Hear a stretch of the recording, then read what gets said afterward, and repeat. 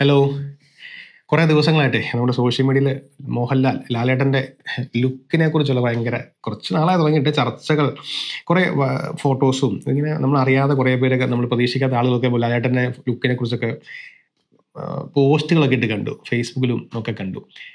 അത് ശരിക്കും പറഞ്ഞാൽ അദ്ദേഹം ഇത് തുടങ്ങിയത്, ഇതിൻ്റെ തുടക്കം പറഞ്ഞ് ശരിക്കും രസകരമാണ്. കാരണം ഇദ്ദേഹം ലാലേട്ടൻ ഒടിയതിന് ശേഷം ലാലേട്ടൻ ഒരു ട്രാൻസ്ഫോർമേഷൻ ശ്രമിക്കുക, അതിനകത്ത് അദ്ദേഹത്തിൻ്റെ മുഖത്ത് കുറച്ചൊരു പ്രശ്നങ്ങൾ സംഭവിച്ചു എന്നൊക്കെ പറഞ്ഞ് ഭയങ്കരമായിട്ട് ട്രോള് ചെയ്യപ്പെട്ട ഒരു നടനാണ് അദ്ദേഹം. കുറച്ച് അദ്ദേഹത്തിൻ്റെ മുഖം പ്ലാസ്റ്റിക് പോലായി പോയി, പുള്ളിക്ക് അദ്ദേഹത്തിന് താടി എടുക്കാൻ ജീവിതത്തിൽ പറ്റില്ല, അദ്ദേഹത്തിന് അഭിനയം പോയി, ഭാവം പോയി, കണ്ണ് പോയി എന്നൊക്കെ പറഞ്ഞ് വലിയ വലിയ യൂട്യൂബേഴ്സും ഒക്കെ ആളുകളൊക്കെ അദ്ദേഹത്തെ ശരിക്കും പറഞ്ഞാൽ ഭയങ്കരമായിട്ട് ബോഡി ഷെയിം ചെയ്ത് ഒരു ആളാണ് ലാലേട്ടനെ. അത്യാവശ്യം എനിക്കൊന്ന് മെയിൻ സ്ട്രീം നടന്മാരിലെ ഏറ്റവും കൂടുതൽ ബോഡി ഷെയിമിങ് ഒക്കെ ഏൽക്കേണ്ടി വന്ന ഒരു നടൻ. അദ്ദേഹത്തിൻ്റെ ശരീരത്തിനെ കുറിച്ചും അദ്ദേഹത്തിൻ്റെ ലുക്ക്, ഈ പറഞ്ഞ ഏജിനെയൊക്കെ വെച്ചുകൊണ്ടുള്ള ഏറ്റവും കൂടുതൽ ബോഡി ഷെയിം വെച്ച ഒരു കേരളത്തിലെ ഒരു പ്രധാനപ്പെട്ട നടൻ ലാലേട്ടനാണ്. ബാക്കി ആർക്കും അങ്ങനെ ഉള്ളതായിട്ട് തോന്നുന്നില്ല പെട്ടെന്ന് ഓർത്തിട്ട്. അങ്ങനെയൊക്കെ പൊയ്ക്കൊണ്ടിരിക്കുമ്പോഴാണ് എമ്പുരാൻ സിനിമ റിലീസാകുന്നത്. എമ്പുരാൻ സിനിമ റിലീസായി കഴിഞ്ഞാൽ അദ്ദേഹം അതിൻ്റെ പ്രൊമോഷൻസ് വന്നപ്പോഴത്തേന് അദ്ദേഹത്തിൻ്റെ താടി ട്രിം ചെയ്താണ് വന്നു തുടങ്ങിയത്. അതെനിക്ക് തോന്നുന്നു നമ്മൾ മറ്റേ ഭയഭക്തി ബഹുമാനം എന്ന ദിലീപിൻ്റെ പടത്തിൽ അദ്ദേഹം ഒരു റോള് ചെയ്യുന്നുണ്ട്. അതിനുവേണ്ടി ഒരു ട്രാൻസ്ഫോർമേഷൻ, ഒരു താടി ട്രിം ചെയ്തിട്ട് അമ്മയുടെ മീറ്റിങ്ങിന് വരും. AMMയുടെ മീറ്റിങ്ങിന് വരുമ്പോഴാണ് അദ്ദേഹത്തിൻ്റെ ഈ ലുക്കിലുള്ള ചേഞ്ച് ആളുകൾ കാണുന്നത്. അന്ന് തന്നെ കുറേ പേര് വീഡിയോ, കാരണം ഈ താടി എടുക്കില്ല എന്ന് പറഞ്ഞപ്പോൾ തന്നെ ട്രിം ചെയ്തല്ലോ. അന്നേരം മോഹൻലാൽ ട്രിം അല്ലേ ചെയ്തത്, താടി എടുത്തില്ലല്ലോ.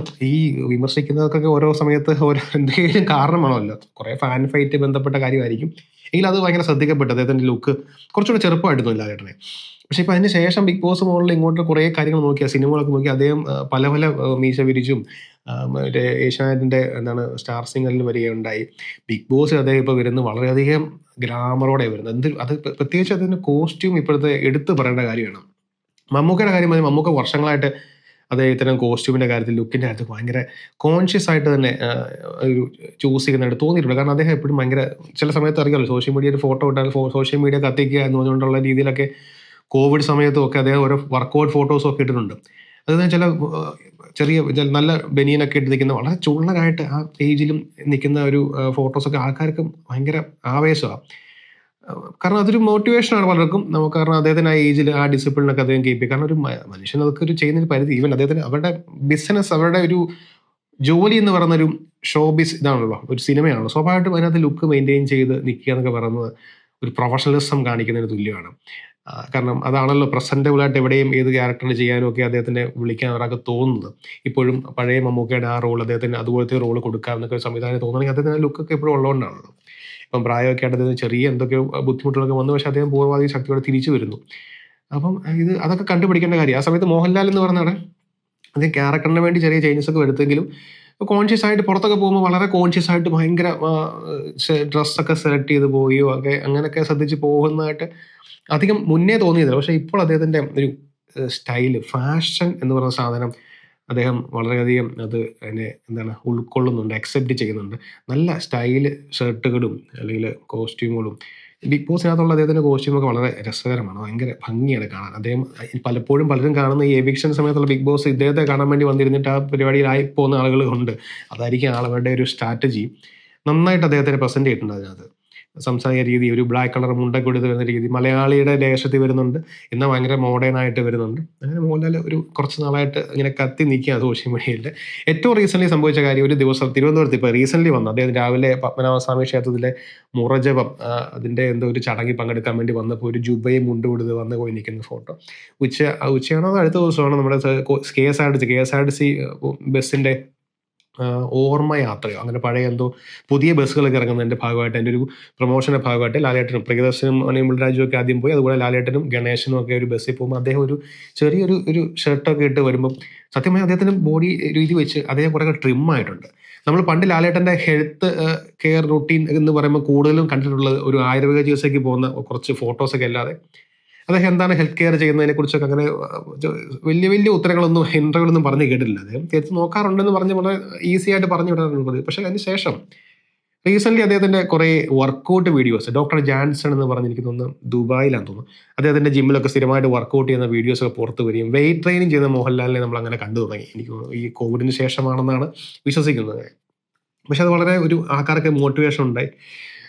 കാരണം ഒരു ഏജ് കഴിയുമ്പോൾ നമ്മൾ ആളുകൾ ഭയങ്കരമായിട്ട് ഹെൽത്ത് ശ്രദ്ധിക്കുന്നുണ്ട് എന്നുള്ളൊരു രീതിയിൽ ഒരു മെസ്സേജ് പലർക്കും ഇത് കിട്ടി തുടങ്ങി.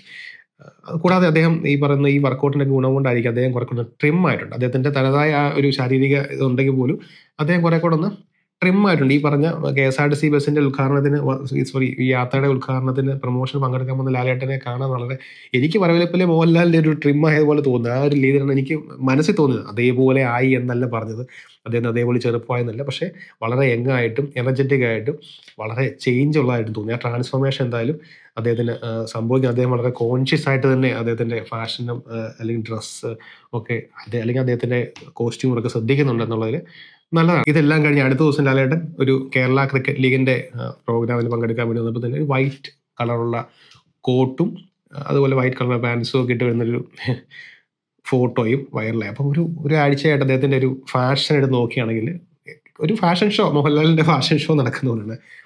65 വയസ്സുള്ള ഒരു പ്രായമുള്ള സിനിമാ നടനാണ് അദ്ദേഹവും ഈ പ്രായത്തിൽ ഇത്രയും സ്റ്റൈലിഷ് ആയിട്ടും യങ്ങായിട്ടും അദ്ദേഹത്തിൻ്റെ ഇൻഡസ്ട്രി ഈ പറഞ്ഞ സിനിമ ആയതുകൊണ്ടും അതിലേക്ക് കാണിക്കുന്ന ഒരു പ്രൊഫഷണലിസമായിട്ടാണ് നമുക്ക് ഇതിനെ കാണാൻ കഴിയേണ്ടത്.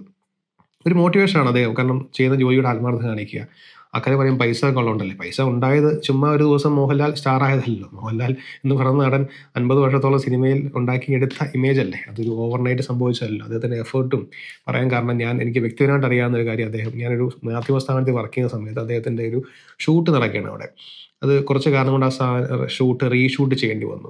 അതുകൊണ്ട് തന്നെ പെട്ടെന്ന് ഷൂട്ട് തീർക്കേണ്ട ഒരു അവസ്ഥയും ചില ഓവർനൈറ്റ് വർക്ക് ചെയ്യേണ്ടേക്ക് വന്നിട്ടുണ്ട്.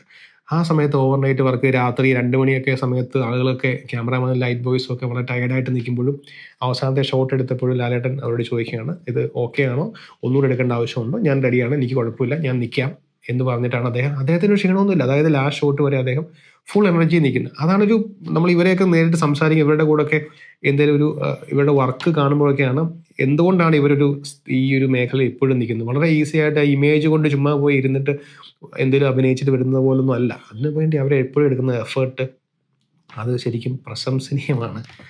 അതിനുവേണ്ടി അവർ ഈ പറയുന്ന പോലെ അവരുടെ ഫിസിക്ക് മെയിൻറ്റെയിൻ ചെയ്യുകയും ഫാഷൻ കീപ്പ് ചെയ്യുകയൊക്കെ ചെയ്യുന്നത് നമുക്കൊക്കെ അത് എല്ലാവർക്കും ഈ മേഖലയിൽ നിൽക്കുന്നവർക്ക് ഭയങ്കരമായ പ്രചോദനമാണ്.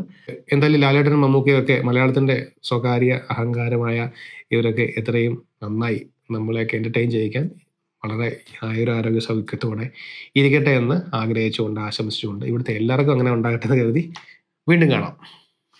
ബൈ.